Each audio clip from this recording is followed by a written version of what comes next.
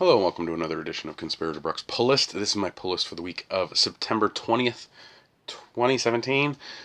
So fair amount of books this week, so let's get right into it. First up we have Aquaman number 28. This continues the underworld story that's been going on.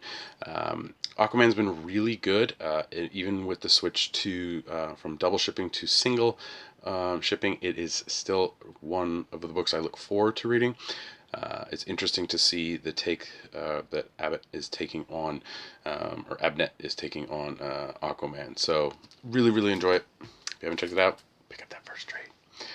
Next up, we have Batman number 31. War of Jokes and Riddles continues in this.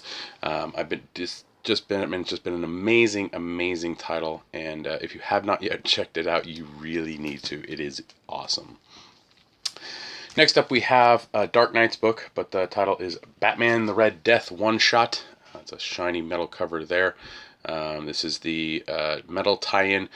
Basically, there's going to be a handful of one-shots that you're probably going to want to pick up because Scott Snyder has said in interviews that if they didn't do the one-shots, then metal would have been like 10 to 12 issues, and so they decided to separate out some of these things and give you just kind of these one shots of these characters. So Batman the Red Death is out today. So yeah, snag it up. It's pretty cool. Speaking of Red Death, DC's doing some promotional stuff, and if you buy Red Death or your store decided to get these, you can grab a Red Death button. They're probably going to be coming out with more of those as we go on, but check to see if your store got it and when you pick it up. Next we have Batwoman number 7, Fear and Loathing, Part 1. Batwoman's the one I'm hesitant on right now in the Bat family of books. It's okay, but it's just not hitting like the old series used to.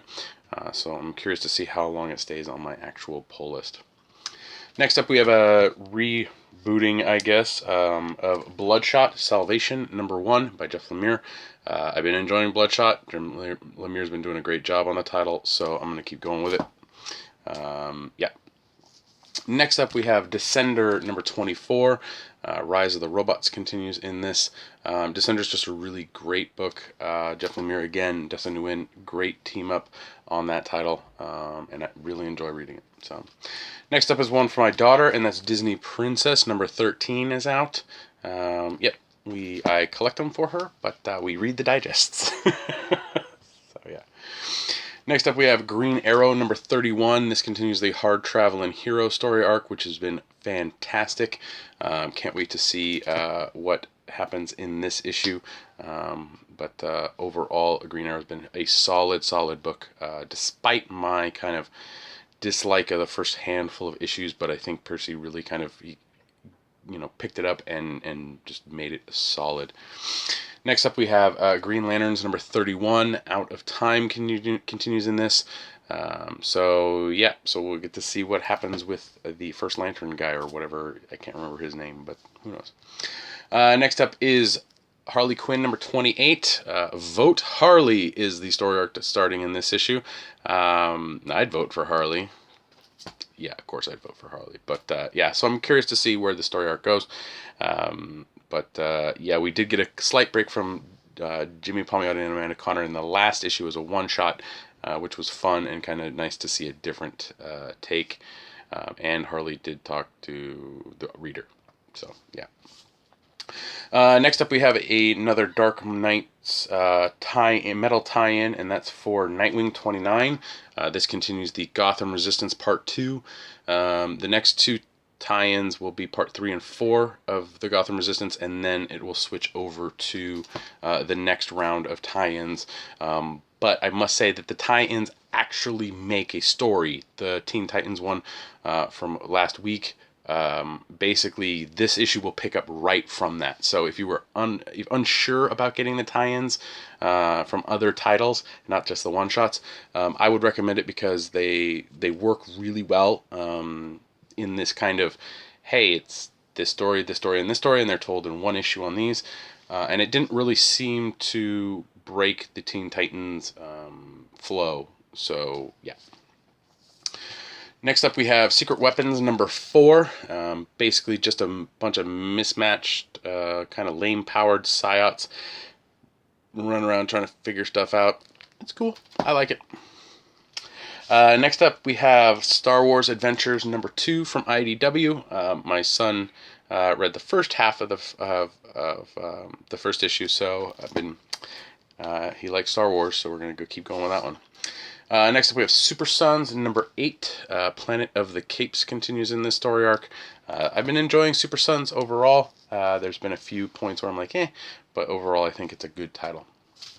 Next up, we have Superman 31, going up against Deathstroke and Breaking Point story arc. So we'll see what happens with that. It's not tying in with the Oz effect. That's mainly in action. So next up, we have Trinity number 13. Dark Destiny is the story arc in this one. And yes, that's David Finch's art on the cover, and yeah, it looks So I don't know. I think David Finch really needs to take his time with stuff, because you can tell when he's rushed. Next up, we have The Wildstorm number 7, continuing in the vein of trying to bring Wildstorm kind of back, but I've been enjoying it so far. It's been really good. So, and finally on the pull list, we have Wonder Woman Conan by Gail Simone. This is part 1 of 6. So Gail Simone writing something besides Cleaning Room, I think it's called. We'll see. Hopefully it's good.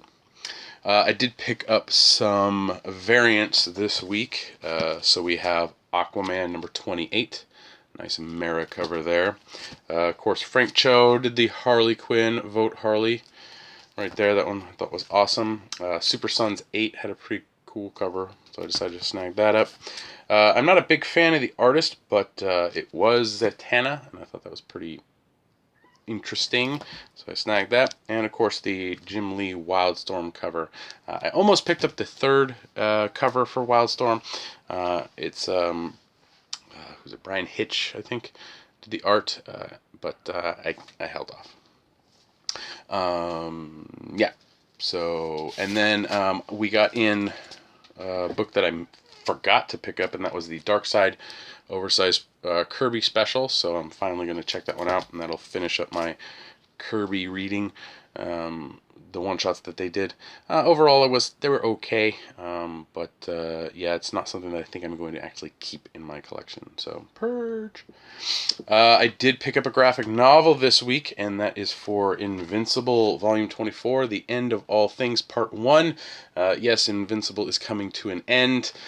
Sad to say, but grab the trade, and I'm going to read it as soon as I can. So I love Invincible. It's such a great title. It's sad that it's ending.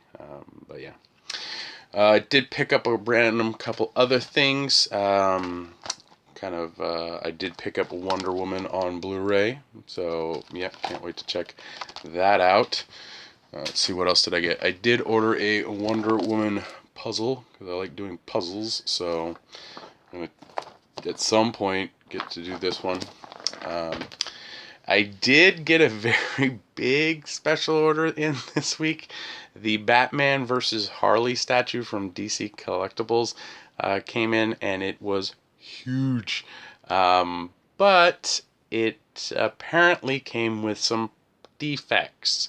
Namely, so if you guys haven't seen it, it's basically Harley and her hyenas battling Batman on a Joker roller coaster car, and it's like on part of the track of the roller coaster. The problem with the statue is that one of the hyenas is actually biting Batman's cape, and in the sculpt they have one side of the cape like sculpted onto the hyena's mouth sticking out, but the other side they have an opening where you can slide the Batman's cape in to make it appear as if it's being bitten. The problem with the statue is when they constructed the cape somehow got deformed, and so it's no longer going in at the angle it needs to go in, so it won't fit in that slot. It actually comes back and points at you instead of going kind of sideways, and so a huge mistake. Apparently other retailers had been complaining about this and stating to DC that there's a huge screw up. So if you happen to pick up that Batman Harley Quinn statue and bought it and brought it home and haven't opened it yet, I would open it, and if it's not what it is, then take it back. But if all of them are like that, that's huge. Ooh.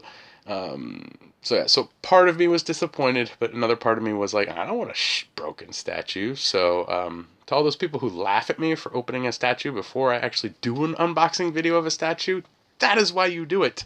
You don't want that to happen on camera.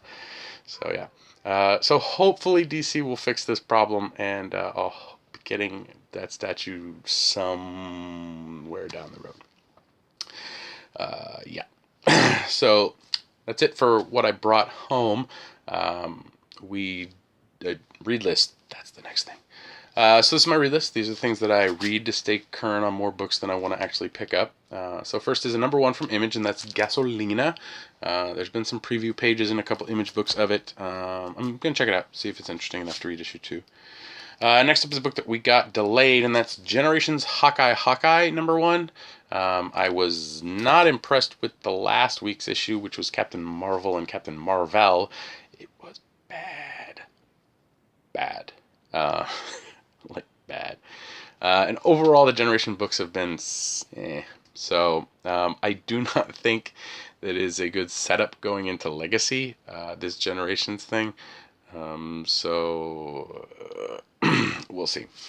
But we did get another new Generations book this week, and that's Generations Ms. Marvel, number 1.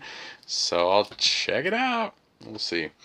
Another book that came out this week was Journey to Star Wars: The Last Jedi, and that's Captain Phasma, number 2. Again, if you want to find out what happened to Captain Phasma after Force Awakens, read that comic. It was good. I enjoyed the first issue, so I'm going to go with issue 2. And then we had another Star Wars book, and that is the Star Wars Annual number 3. So I'm curious to check this out and see what's all about. It's written by Latour, which is Jason Aaron's writing buddy. So it's not Aaron, but we'll see if Latour can capture the spirit of Star Wars. Next we have X-Men Gold number 12. Yep, I've been enjoying X-Men Gold. It's been okay. So we'll see where that goes. So that's it for this week. This weekend, the 23rd, is Batman Day. Harley Quinn is taking over Batman Day. So this year, Harley Quinn is taking over the Batman Day, and DC I think they've been doing this for about 3 years, where they have a Batman Day in September. But this year, since it's Harley's 25th anniversary, Harley Quinn is taking over, but they're still doing some Batman stuff, but it's mainly Harley Quinn. You can grab a couple free items. The first year DC did this, they had like a cape and some masks and some like nice giveaway stuff, or freebie stuff. But last year was not as good, and I think a lot of retailers were kind of irritated at the fact that they didn't kind of continue with the freebie stuff. So this year you will be able to snag up a Batman mask if you want. Nice little mask here, and it comes in a lighter version. Hey, stack it, grab it if you want. Get it for a kid. I don't know. There is a Harley Quinn one. It is the DC Superhero Girls version, the cartoon version mask. So if you want to snag that up, you should. They are having a couple freebie issues. You can pick up I want to see what this one's actually titled. This was the Harley Quinn Batman Day Special Edition. So that's this right here. It will actually have the Joker Loves Harley Part 1 from issue... I can't remember what issue that was. What issue was that? Come on, tell me. It was in Harley Quinn, the Reaver Stuff, issue 7. So that's a reprint there, but fun stuff. Because of, the logo, Harley's taking over Batman Day. So check that out if you get a chance. And then there's also a Batman one, and that is, this one is, there is a original story in this one, I believe. a three-page story. But this is the Batman Day special for this year. Right here, nice homage cover to Dark Knight Returns with Harley in there. The poster that they sent out had a bunch of different Harley homage variant covers, and stores were like, so where are these variants? And DC's like, oh, we'll get on that. So be on the lookout for some of those. I know that a lot of people were really wanting to get the Batman 608 variant. It looks pretty cool. But yeah, this does come with original stuff from Jimmy Palmiotti and Amanda Connor. So you might want to snag that up. But this does reprint. What does this reprint? This reprints Batman 16. Oh yes, let me show you the Batman, the statue that came in right there, and see the hind is supposed to be biting his cape, but this cape doesn't come down like this. This cape goes in towards his cape. It was not done very well. So yeah, that hurt. That really hurt. But yeah, so snag up your free copy of the Batman Day special.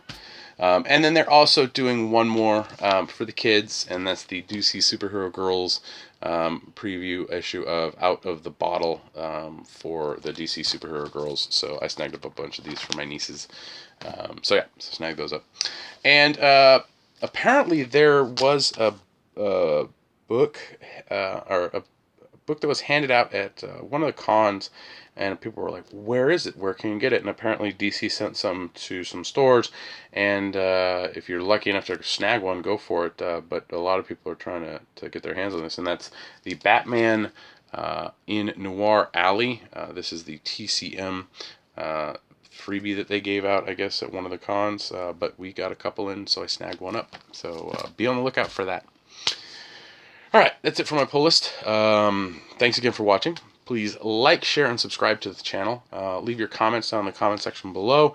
I'd like to see what you guys are picking up. If you have any questions, I try and answer them. Again, I try and be as proactive on that stuff as possible, but thank you for everyone who watches and comments and all that fun stuff. But yes, please like, share, and subscribe. Let your friends know you watch some weirded, red bearded guy talk about his pull list for the week. They'll totally want to check it out. So yeah, you can also check me out on the Comic Conspiracy podcast. We just finished recording episode 325, where we discuss the Toys R Us bankruptcy, which is kind of sad, and a couple other things. So there'll be a link in the description below, so you can check it out there. But you can also go to www.geekbox.net to download that, or find us on iTunes. You can help me and my fellow conspirators out through Patreon at www.patreon.com/comicconspiracy.